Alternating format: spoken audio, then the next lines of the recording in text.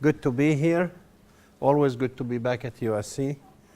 I'm going to give you a flavor of a lot of things that all relate to, what's the future look like for this region and probably for the country, and factor in a lot of Professor Dow Meyer's work on these young monsters like yourselves and what their travel behavior look like.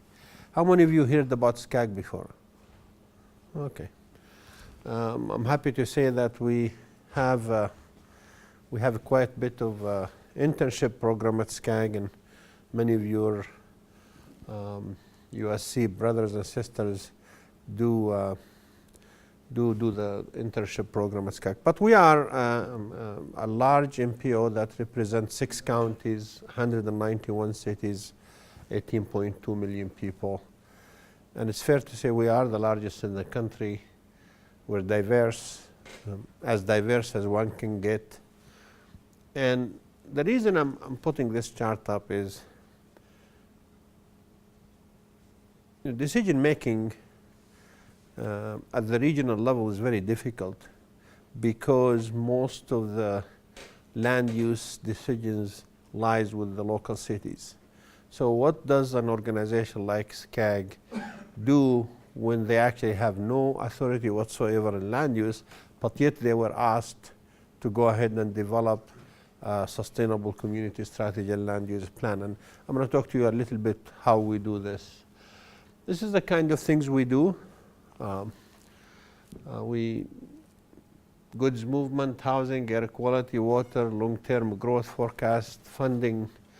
We have since 2008 been doing the AB 32/SP 375 work. We do what's called regional housing need assessment, and doing that is actually in one agency is good because the old planning idea of coordinating land use and transportation is a great idea, but it's rarely done. Now we kind of do it more because we're required to do it. So in last April of 2012, we adopted what's called the Regional Transportation Plan. A Regional Transportation Plan is a required document that looks 20 years into the future and says, what are we going to do in terms of providing infrastructure, what kind of measures we're going to take to reduce greenhouse gas emissions, what kind of housing choices we're going to have, what kind of growth forecast we're going to have. And when we put it together, the 20-year plan is about $525 billion over the 20 years. Now that's a big number. And probably some of you ask, where is that money coming from? Well, about 350 billion of that is already existing revenues. This is something you and I pay, either local sales tax or gas and federal, state and federal gas tax. So 370 some billion will be there. The other 150 is expected to come from new sources, which are being discussed right now nationwide. You're not old enough, but how many of you been in, and some of you have been in this region in 1990, right? This is a map of the region. The blue thick line is the lines for rail of any kind. Do you see any? No. Okay. So we had rail in 1940s, 50s, and 60s, discontinued it. Between 60 and 90, we had no rail of any kind, no heavy rail, no light rail, no commuter rail. This is what happened since 1990. In a planning world, this is really a success story for this region. To go from having nothing to having this and even adding to it is an amazing thing, because in the planning world, things take a long time to do. And frankly, this is how this region is transforming much faster than people expected. So right now, the last sales tax measure passed in Los Angeles County, it's called Measure R, about $40 billion over 30 years, 30 billion of which is going to be invested in continuing the subway to the sea, doing the exposition line all the way to Culver City, doing the light rail east to Azusa and to Claremont. So by the time it's done, it's going to be a very significant transit network in LA County. And you heard, probably you've seen articles about Metrolink riders is gone down a little bit. To me, this is like a little hiccup, because for the transit to be more effective, one has to look at other things. So the question is, what do we need to do to move this region forward? And notice I didn't say what we're going to do to solve the congestion problem. We're never going to solve the congestion problem. And by the way, if you think we have congestion, you drive in other major cities in the world. This is we have it, at least for now, not bad. Are we going to ever solve it? No. Are we going to anytime soon build another freeway? I will guarantee you no. But we're going to add gaps, these gap here and gap there, one lane here, one lane there. And now what's taking hold is really the high occupancy. How many of you use the 10 or the 110 hot lane? How many of you drive? Okay. If you use, say, the 10 right now, you probably save about 30 to 40 minutes. And a lot of people said, and some of my elected board, when we tried to move it forward, they said, well, this is going to hurt the poor. And we shouldn't do because it's going to hurt the poor. And you hear these names about Lexus lanes, they call it, and all of that. This is all perception. This is not true. As a matter of fact, the fact is it's going to help the poor, because what happened is you generate revenues, you reinvest it in the system, and so far the data from the 10 and 110, the traffic condition is better than it was for even the people who drive the mixed flow lanes. So it seems to be working so far in the region. Congestion pricing in general, we're looking at coordinate pricing. City of Los Angeles, London had a very good experiment with it. And as I usually say, when people say, well, doesn't make much money. Well, the public sector is not in the business of making money. Public sector is in the business of providing public services. This is more to manage congestion as opposed to making money. And the money you make, you reinvest. The goods movement is a big. How many of you have been to the port of Los Angeles and Long Beach? Okay, so 43% of every single things that comes to the U.S. from Asia comes through the port of Los Angeles and Long Beach.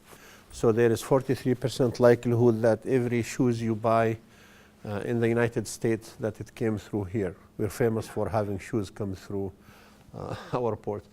This is a big deal. Goods movement is a big deal because a lot of jobs depend on goods movement. And so having the infrastructure to support the goods movement, whether it's the trucks or the rail, is very important. And in the regional transportation plan, there's about $50 billion of investment.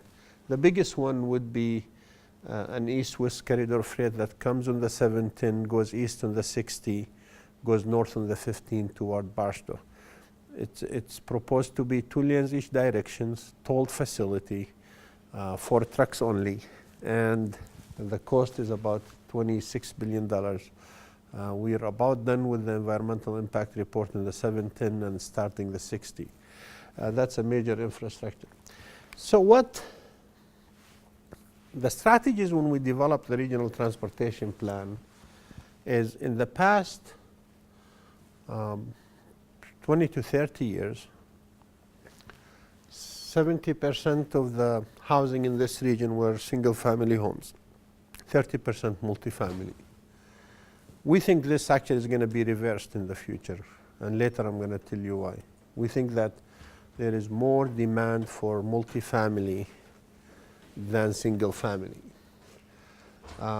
We also don't think that the region can afford to keep going out. In the past, people said, okay, I'll go buy a cheap house in San Bernardino or Riverside, I'll commute to Los Angeles or Orange County to work. But that's no longer the case because the commuting cost went up. There's a lot of inconvenience that goes with it. And so we try very much to allocate a lot of the new growth within the urban boundaries. The plan that we developed was actually not only certified by the federal state agencies, but was praised as one of those plans that really capture the character of Southern California. And we met all the requirements, obviously. We met the greenhouse gas emission requirement. Our targets were 8 and 13. We achieved 9 and 16% per capita greenhouse gas emission reductions. Obviously, a big benefit of the plan is creating jobs, construction jobs, and the network benefiting jobs, and that's important. But when you look forward, that's okay. So we did the plan. You know, it had its element of sustainability. But what do we do moving forward? What do we do when we update this plan, knowing what we know about all kinds of things? And some of the things we know about. Continued low population growth, but at a slower pace. That's probably Dr. Don Myers will tell you this is some of his language there. A declining number of children, that is already there. A new immigrant is plunging. Foreign-born peaked or declining. Long subtle foreign-born, rise of immigrant second generation, slower racial. Why is this is all important? As you're going to see later, you know, travel behavior and transportation preferences and housing preferences for the new generation is very different than our generation or the generation before. And that's going to have an impact. This is Dr. Myers' famous chart, you know, children becoming adult, getting into the workforce. But let me get back to the growth. So we have 18.4 million people today for the 6-county region. We're going to grow by about 4.2 million, and this growth was scaled down from a previous growth. 4.2 million is a lot of people. It's 1.5 city of Chicago. And like we normally say, what we're going to do with all these Chicagoans when they get here, right? So how do we accommodate the growth knowing that we're not going to build any more freeways? How do we going to sustain ourselves, whether it's energy, water, all the infrastructure needed? And that's the question for planners when they sit down and develop regional transportation plan. So just to give you an idea, because some people say, well, this growth will not take place. Because, well, this is the last 10 years. This is actual numbers. Last 10 years, we added 1.69 million in this region. This is actual data 2000 to 2010. And most of it, as you can see, is birth, less death. It's not immigration or domestic foreign migration is about 2.7%. So, of course, there is always a debate. Is the growth going to be here? The 4.2 million people is going to be here. Well, 1.65 of them are already here. You could continue debating whether they're going to be here, but the responsible thing is to accept that some number, large number, will be here, and you need to prepare for it. More important thing than the growth is actually the demographic shifts. If you see here in 2010, 5.5% are the kids below 21, then the working 21 to 64, and then the senior citizen. Very significant here is we're going to have 18% senior citizen population, Dr. Hickel, senior citizen population in this region. So 1 in 5 will be 65 or older. And that by itself could indicate that, you know, transportation preferences, housing preferences is going to be different. One significant thing about the SCAG region, which is not a good statistic, In 1990, we had 1.89 million people classified living in poverty. In 2012, that number is 3.2 million. 1 in 4 children in the SCAG region live in poverty. That's not the kind of statistics you want to see. Actually, 50 years ago, President Lyndon Johnson declared a war on poverty, and 50 years, last August will be the 50-year anniversary. We're not doing very well here. Obviously, the poverty doesn't just happen, there is correlation. This is a chart that compares Northern California to Southern California. So look at the bachelor's degree or higher. Northern California, 43.2%. Southern California, 28.9%. Look at the correlation with the income. Median income in the south, 56,000. In the north, 76,000. Obviously, we have a lot of work to do here to overcome that. And that has to do a lot with the high school graduation rate, etc. So this is what I was saying. 50 years ago, President Lyndon Johnson declared a war on poverty, and 50 years later, we're where we are, where we started here. So why is the demographic shift so important that we talked about? And the fact that we're going to have higher senior population, about 18% or somewhere around there, it's going to put a strain on healthcare and social security. We have a lot of young people. We don't have enough in the working middle. We're going to put a lot of strain on public education. So especially government services is going to be in high demand in the next 20-some years. So the implication of changing demographics are really the increased demand for housing choices in central cities and mixed communities with shopping, health services, church, and transportation options. And a lot of people say, well, that's too early to make that conclusion. But I think we're seeing some of that. Obviously, not everyone is going to live in downtown Los Angeles, but there is more preference for multi-family kind of urban environment kind of living. There is an indication of that this region oversupplied single-family homes in large lots. So if you have a large lot home, sell it now before it's too late. And obviously, we said there's going to be increased demand for healthcare and social services, pressure on tax revenues, and definitely they're going to be changing transportation preferences for the future. So what about the millennials, right? Any of you here not born between 1976 and 1990? Okay. No. Yes. Okay. So I have two kids at home, and I can relate very much to these, I call them at home monsters.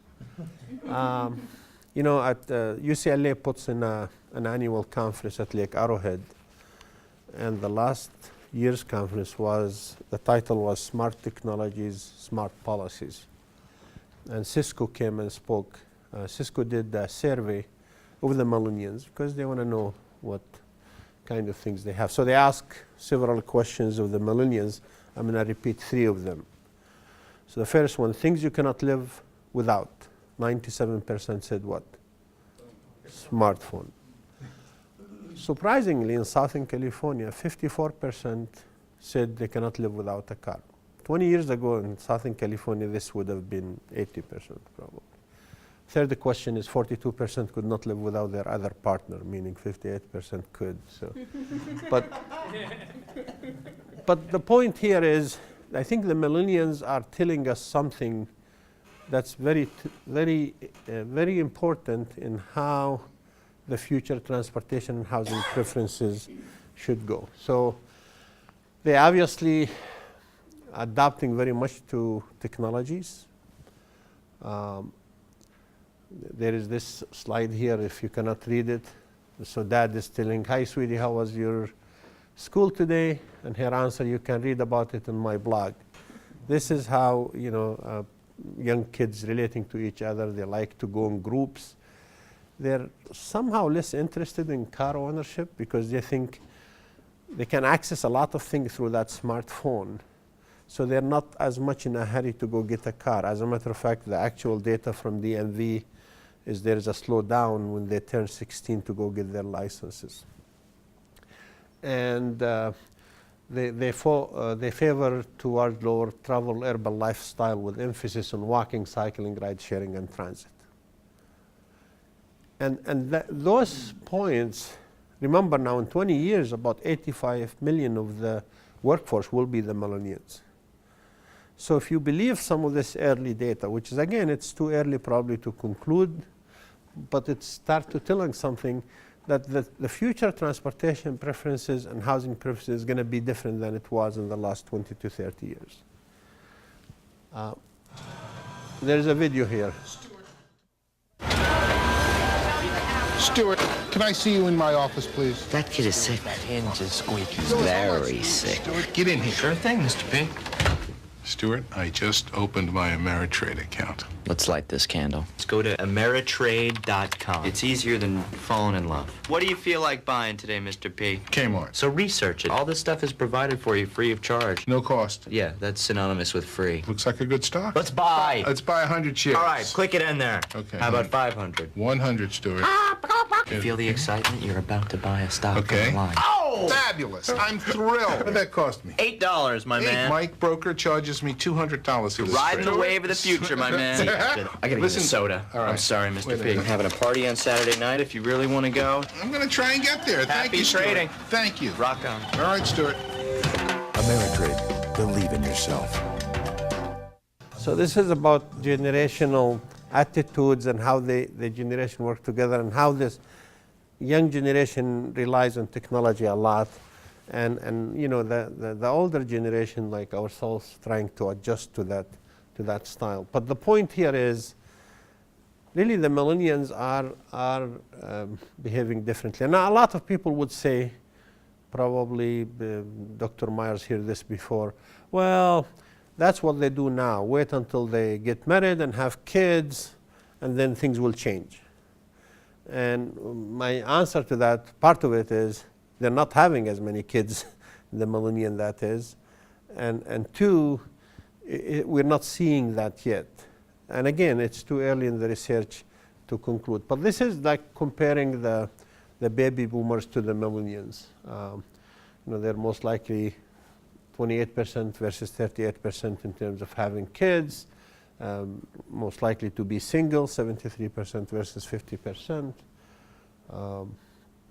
They're most likely to be renters, 76, 68, and their labor force participation is less than the baby boomers. And interestingly, that not only they make less money, but they actually don't think money is the most important things. That when people ask them about a job, the most common factor is I want to have fun. And they change jobs a lot, so they don't necessarily go like the baby boomer for what pays more. And so that's going to be very telling in what we need to plan for. You know, when we plan for, when we look 20 years into the future, so what kind of transportation system? You see in this region right now a lot of emphasis, especially in LA County, on rail, right? And I would argue that it's great, it's wonderful, but it's not going to solve our traffic problem. But somehow we need a flexible system to accommodate not only the millennials, but everyone. But in this case, when you look forward into the future, there is a lot of technological advances that's going to change how we think about transportation. So you obviously all hear about driverless cars, right? Let's put it this way. If driverless cars become a reality, you're automatically quadrupled your infrastructure in this region. So if the cars that are driven on the freeways today are driven by computers, you're adding actually 4 times the capacity without pouring one hour of concrete. So the potential is great for future technologies Now, how many of you use Lyft or Hooper? Okay. I want you to know that if you read our 1998 Regional Transportation Plan, we called for Lyft and Hooper. We called them smart shuttles. And right now, in every city in the United States, you see taxi cab demonstrating, elected officials trying to change and make it difficult for these kind of companies to operate, because they're actually competing very well in many cities with the taxi cab companies, and these are on demand. This is the kind of urban solution that I think the future will have, and their significance is actually it's going to make transit much easier to use. Like right now, one of the biggest issues for using transit is a lot of households have kids, they want to drop them to school or they want to do something. So taking transit is difficult. But when you have an ability to call in, if you have a smartphone and you have an app and you call in through Uber or Lyft for a very cheap price, somebody to give you a ride for a mile to get to your transit station is more likely to take transit. So these are some of the technological advances that are already making a difference of how people think about commuting. Xerox right now, working with SCAG and other entities, are developing an app to actually provide people with a complete trip. Like if you want to leave your home without driving your car, with Lyft and Uber and the transit and all of that. So in a way, it's becoming much more convenient, and that's only made possible by technology. And so if you're a planner 30 years ago, all you thought about is how I'm going to add a freeway here, a lane there. Now we're thinking, okay, with the urban setting, we're not going to add any freeways. How are we going to make the system work for us? And so the Zip car and Lyft and Hooper are becoming, obviously you hear a lot on the news about safety issues, and I think the city of Los Angeles, the city council probably going to take some action regarding this. It will be really sad to take this kind of innovation and do a sit back from a policy standpoint, because it's working and it's making things are better. So obviously a lot been talked about electric cars, and obviously we do need the infrastructure to figure out how to charge them, but all indication is at least right now it's estimated that by 2020 the state of California will have about 1 million of electric cars. You know, there are still some issues to be worked out, but that's the future. So this guy crashed and he said, I thought this car could pilot itself. It could until it start texting. So when you talk about driverless cars, you know, most cars are driverless now because people use the cell phone anyway. But the point here is you're really gonna see technology play a major role in how urban form itself, what's the urban form is going to be in the future, and how it's going to evolve over time. Obviously, active transportation is an important component. Now, active transportation is not going to solve the traffic problem, but active transportation can transform communities. A community that has places where people could walk and bike. I know Dr. Hekila probably likes that. Bike and walk safely, not getting killed like a lot of people do here, because one safety is a good community. We think that the most important things we could do is embrace technology in a way that we never before. And if we do, we're not only going to add capacity to the system without building a new thing, we're going to actually have this millennial generation get used to something they started, as opposed to, you know, have to worry about how we're going to accommodate 4 million more people. And we have experimented in SCAG. We had a program called Campus, where we actually provided funding grants for cities to do things differently. So we went to the city of Hawthorne, who has this actual street in the city of Hawthorne. We said, if we give you, $300,000, would you look at planning a mixed land use development, make it look a little nicer? And they took our offer and they did add few amenities, so make it look like you know, a community where people could live with. You look at the alternative, and actually this is an actual now that in the city of Hawthorne. It's evolved over time with phases. So a lot of cities are adapting to providing more places for people to walk and shop and bike, and for families to have actually places we're not worried about. And you see a lot of cities doing these kind of things everywhere in the region. So I'm going to conclude, and then we'll open it up for a question and answer by saying this. The future is very different than the past. And I don't think anybody in the right mind will dispute that. The millennials generation is probably tend to be not as crazy about driving as our generation. I think transit will have a future only if you mix it with urban kind of solution, with Lyft and Uber. I don't think we're going to build more freeways. I don't think we're ever going to get rid of congestion.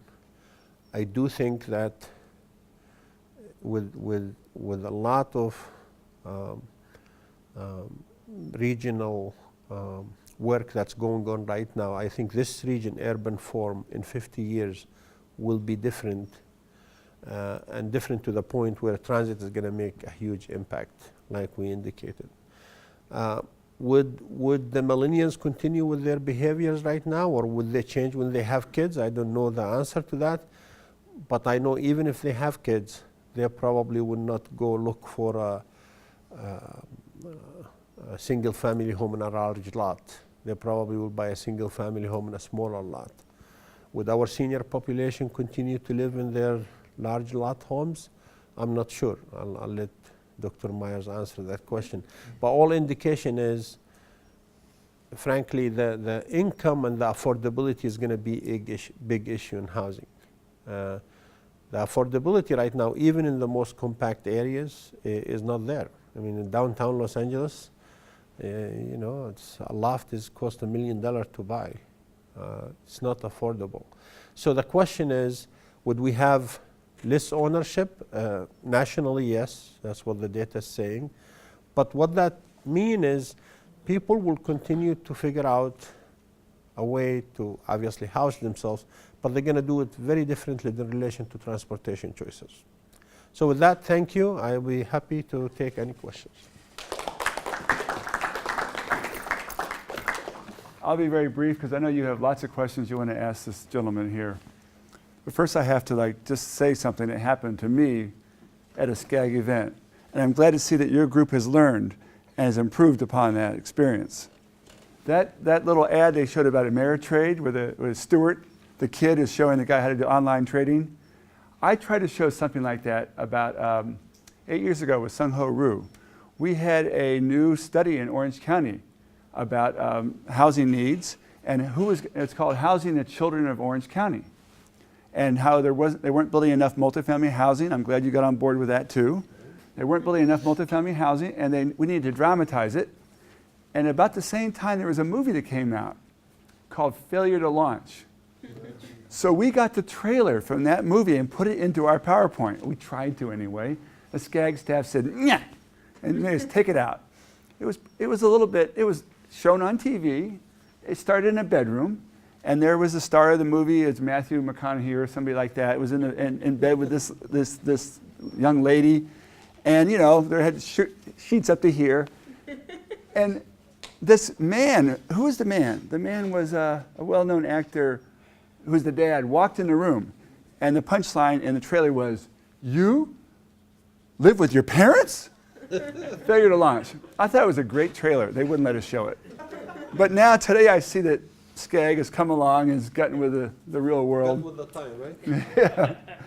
I wish I could do that again now. But I thought this was a very stimulating presentation. I mean, basically, you got 4 million people to add, and you're showing us that it could be done. And the slide I liked the best, I'm sure you all did too, was that map showing the rail lines in 1990, followed by the rail lines today. Even today wasn't quite complete because it didn't show the expo line on your map. Not yet. Yeah. So that's a very effective way of showing, you know, they said it couldn't be done.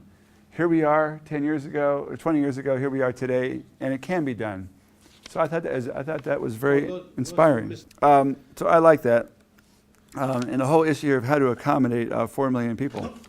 Now, the issue of the millennials is a really interesting one for most students because they belong to that. It's also of burning interest to most parents because we happen to have millennial children, and we do wonder about failure to launch. Or boomerang kids, they did launch once, but they came back.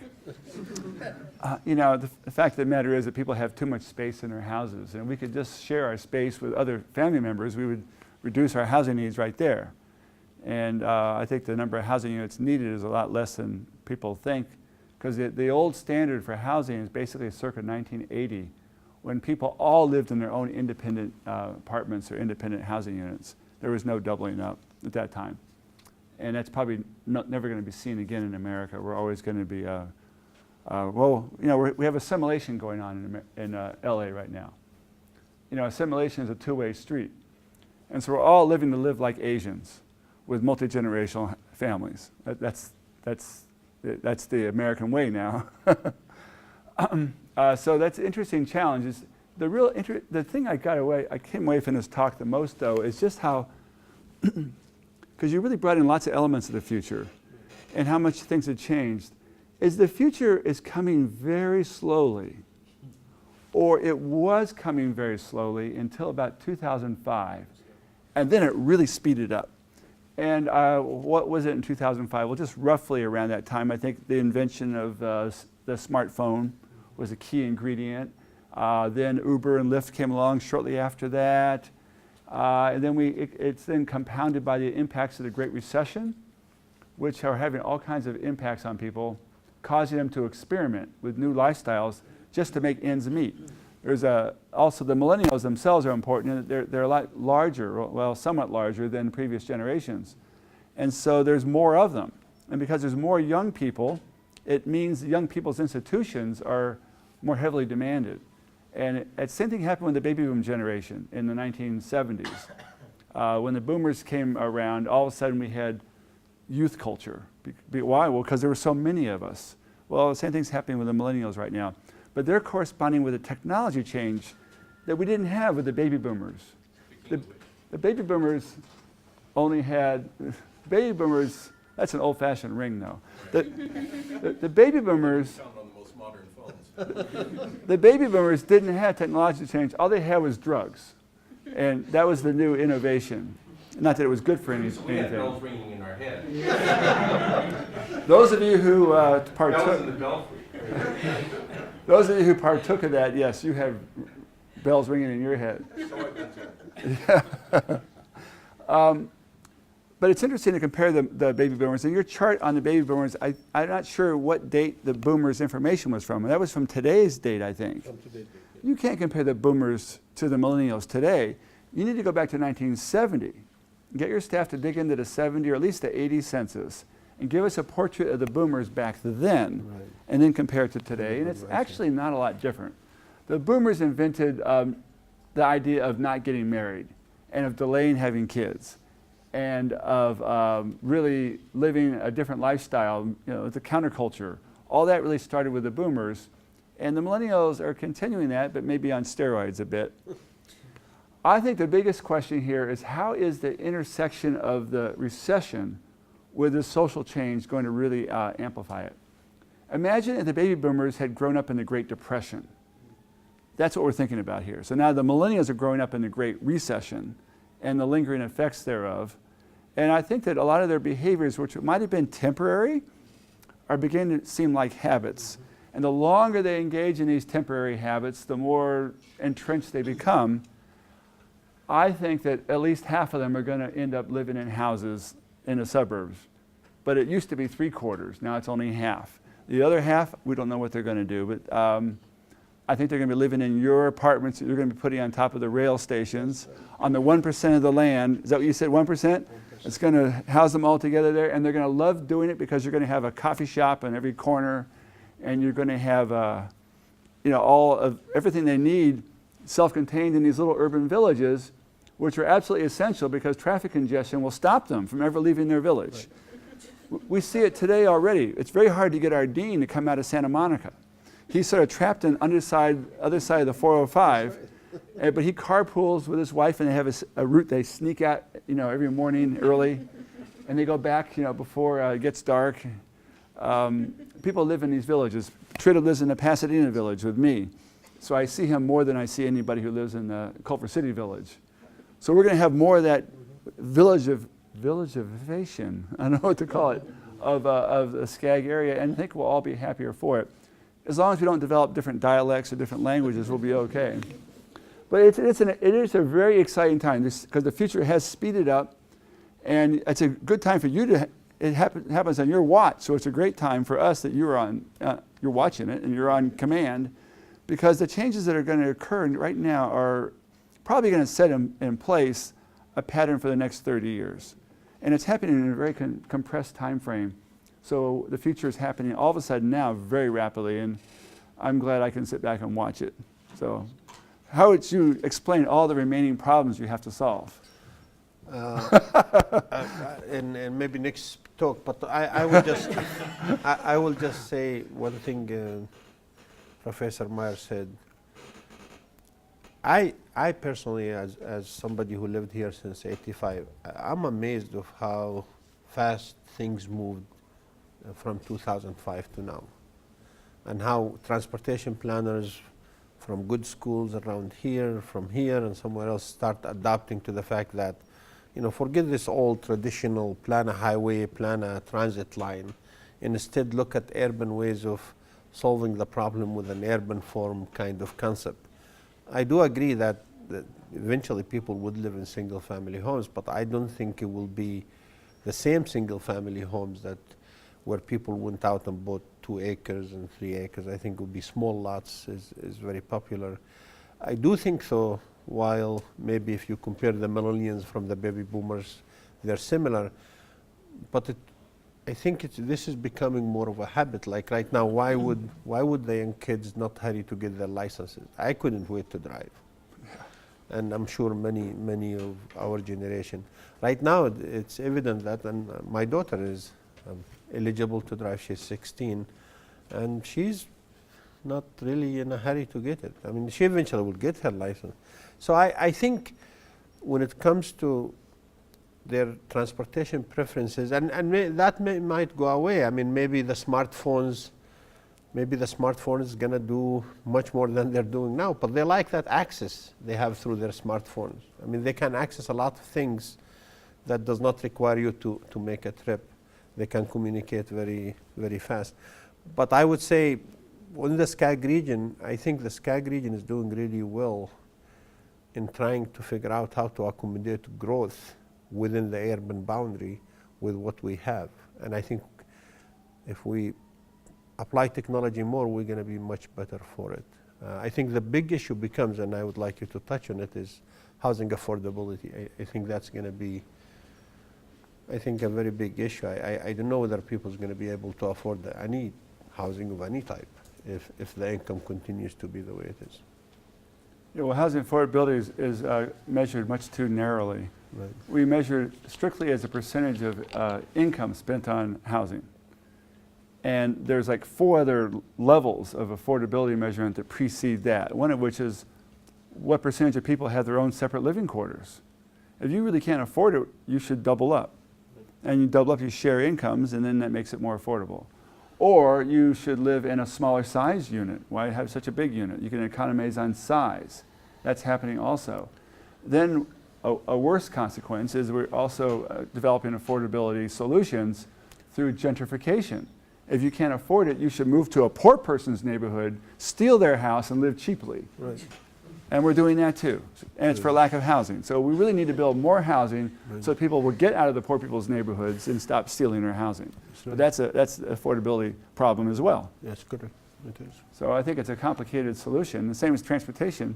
One thing, one point you made I really like, Hasan, was about how Uber helps to promote using public transit, right, because it actually reduces the cost of just getting a lift to the nearest transit station. I had never thought of that. That's right. It's just one little practical way that you could take a $8 cab ride and turn it into a $2 cab ride. Like we just close to home, I have 84 board members. So they come to downtown for SCAG events. And so 70% of them take rail because they can take Hooper from wherever they are to the meeting. And they could, it's only cost like $5 within downtown Los Angeles. And a cab will cost probably $30. And it's really working. I'm really worried about the future of Uber though, because cab companies are very strong lobbyists, and elected officials are really in many cities trying to restrict what they do. I'm worried about. Well, people in New York, they pay $200,000 for a cab medallion. Right. So there's a lot of money that's invested in those medallions, and you can't have Uber sort of take all that capital asset. That's right. So I don't know what happens there. I don't know what happens there, but all I know is these are the kind of market urban solutions that we want to encourage, because that would make the investment in transit. Because a lot of people, to be very frank in the discussion, you saw this map, right? We built a lot of transit. But transit mode split has not changed much. So, so some people will say, why are we pouring all these billions and billions of dollars and committing the region to billions and billions of maintenance? And for us to actually utilize this well, one is our urban form has to change, and two, we have to make it easy for them to get to transit and get away from the last and first and last mile. And Uber and Lyft are very critical component of the success of transit. My question is, I live in the Inland Empire and I commute obviously in Vegas. Matter of fact, in Vegas just last week, they kind of killed Uber. Like I said, in Vegas, everyone's taking the cab. So these are all interesting to me. But my questions are more regarding the goods movement and the high-speed rail. You mentioned the HDC, the High Desert Corridor. How involved or how much of a priority is it for SCAG to push the High Desert Corridor, which I think would be our last freeway connecting goods movement? Also, I guess along the same lines is the high-speed rail. Maybe the professors taught me to be too much of a planner. I believe in big infrastructure projects. So when people say it's too expensive, it's a waste of money, I don't agree, personally. So is it planned right? Is it done right? No. But is it the kind of infrastructure project that provide choices? I personally do. On the, and you hear a lot about high-speed rail being $68 billion. The same argument when I was going to school here, we used to study about what people said about BART in San Francisco. Pouring money into the ground, we shouldn't do it. I can't imagine San Francisco without BART. So yes, there were mistakes done in planning, but I think they should build it. And we support it at SCAG.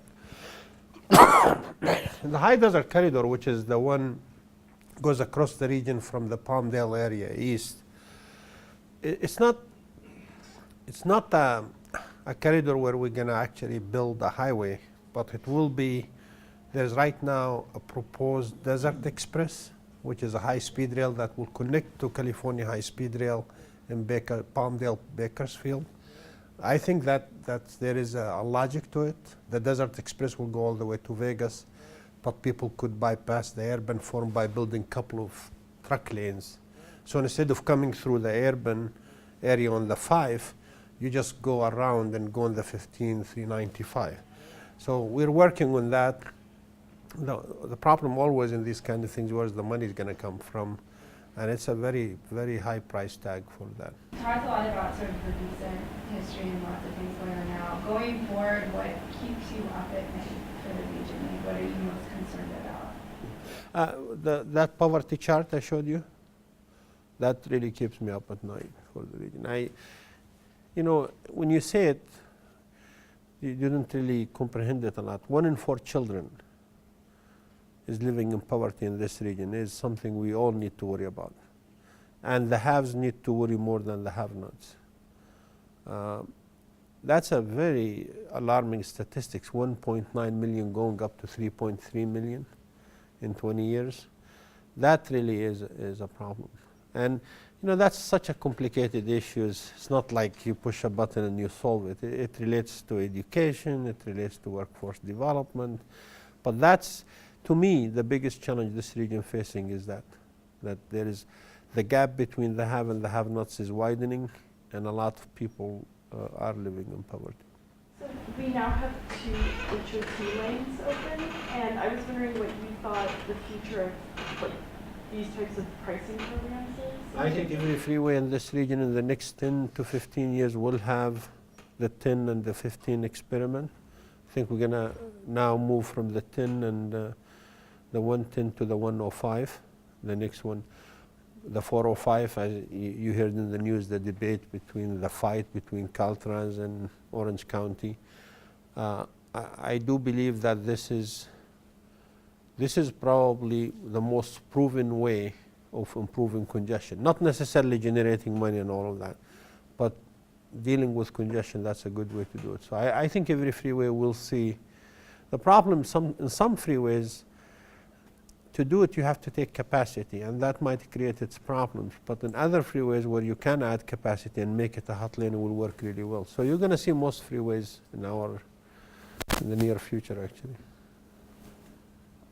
Yes? Yes? Why does it reduce congestion? Why does it reduce congestion? Is it because there are too many people going from point A to point B and they're clogging up for everybody in the middle? No, I'll tell you why. That's a very good question. Let me put it this way. And I wish I had the video, I would show you. When you're charged, you're guaranteed a speed. Say you're guaranteed 45 miles per hour. And so it controls the flow. So like the 91 freeway, the 2 managed lane carry as many cars as the 4 lane, because when it's congested, the capacity goes down. So if in an engineering sense, a lane mile per vehicle per hour is about 2,200. When it's congested, it's down to 1,300. But when you're doing the charge and you're guaranteeing certain speed, you're always meeting the 2,300 or the 2,400. So you're moving more cars to start with. That's number one. Number two, people who can afford it and value time, you're taking them off the system and putting them on that facility. So that's freeing capacity for others. So it's improving the overall speed in the freeway. And most HOV lanes are not utilized most of the day. So now you're utilizing them, and you're saying if you value time and when you use them and pay a little money, you do it. So you create capacity in the other. Is there, now with technology, you know the backup cams on the cars? Yes. How they stop the car before it hits the object? Right. Is there any kind of technology that we can place in cars that gives us a 5-foot buffer between the car in front of us and the car No, behind us? technology Because right now. people drive faster, Oh, it's there. more safe. It's there. It's there. Actually, BMW, and they presented that at the conference. The communication, the vehicle-to-vehicle communication is already exists, and that's actually going to be much more significant than the driverless car that Google is talking about. Because the driverless cars need very controlled environment. You can do it probably in city street, but you can do it in a lane that's a toll road. So the communication between car to car is absolutely there. The question is how fast we're going to deploy it, and all the legal issues and the worry about terrorism and somebody hacking into the systems and all that things. But let me put it this way. There is actually, and I can't cite the study exactly, but there is in Oregon a truck lane, a bus called it BART, a bus lane, that a human driver cannot do it, but if it's a computer, it can be done. So because of the curves and narrows, that same principle applies. That if the computer can control the spacing, you already created a lot of capacity. The technology is there. The question is how soon it's going to be implemented in a wider range. But many of the car companies are already working together actually on this. I would say if, so we did this estimation. We have about 17 million cars in the SCAG region right now. And every day we have 450 million miles of travel on the system. And the system is about 67,000 lane miles of all the system, freeways and highways. So if we were to have a driverless car at the existing speeds, the capacity will increase by 4.7 times. Just like adding 4.7 times the capacity you have today. So technology will have amazing opportunities for the future. But there's a lot of stuff still to be worked out. What happens if you increase capacity by 4.7 times? It was a very good question. Some people would say latent demand, and people will drive more and will stop taking transit because there's all this extra capacity. Some people will say maybe this region will see another period of everybody wants to come here. Personally, 4.7 times capacity does not mean that the speed is going to be free flow. Because right now, it's fair to say that, especially during the peak, you're looking at even adding 4.7 could get you to 45 miles per hour in some areas.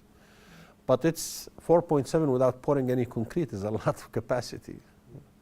Like if you look at the old map of LA freeways, it's actually 4 or 5 times the original plans, 4 or 5 times than what we built. And imagine if we had that. But I don't think even 4.7 you're going to build your way out of the urban issues we have. Is there an equivalent SCAG like SCAG for Northern California? There is MTC, the Metropolitan Transportation Commission, our sister agency in the north, in San Francisco. There is Sacramento, ABAG, Association for Bay Area Cities. We have 18 MPOs in the state of California, and we're one of 18, but we're the largest by far. But there is a 4 large one that represent 85% of the population. SCAG in San Diego, we don't represent San Diego. So. Now, the planning commissioner for the city of Corona, we work with the county, said, I think if I understood correctly, to get federal or state funding nowadays, pretty much you have to be under the RTP. Yeah. And this is, people ask, well, how do you do it? You don't have really much authorities. And we do have some authorities, but would we want to exercise them? He probably taught me in his political class, I thought, that, for big governments, it's a suicide to start saying, hey, I'm in charge, even though you have authorities under the federal and state laws. Local politics is very interesting, All this stuff on land use and urban form, cities are in charge. So how do you make them do it? By paying them money. And we did that, and it's working fine, incentivize them instead of going through the fight, oh, who's in charge, But yeah, they have to have it in the RTP before they build it. When you look nationally, like what other regions you compare to, or internationally? We're actually, don't want to brag, but we're probably ahead of every major region in the United States when it comes to planning. And thanks to great minds in these universities we have here. So we're ahead. But we, like for example, we just succeeded for the first time after 20 years of trying to have the state of California go into a pilot vehicle mile travel tax. I think that going to a user-based is going to help a lot in funding and managing the traffic. But we look at Oregon. Oregon have done really good, especially to your question about sprawl. There is actually state laws that helps MPOs there that says their transit is very successful. They have already completed the pilot vehicle mile travel tax. So we look at Oregon a little bit, but frankly and remember, we have a different character than any other region in the country. I mean, he just mentioned such 39,000 square miles, 18.2 million people, very large. But when it comes to planning, I think we show the rest of the nation. Actually, our plan has been translated into about 11 languages in the world, even in Chinese now. So yeah, we're ahead of everybody. But we look at Oregon sometimes to get this urban form a little bit down. Thank you very much. Thank you.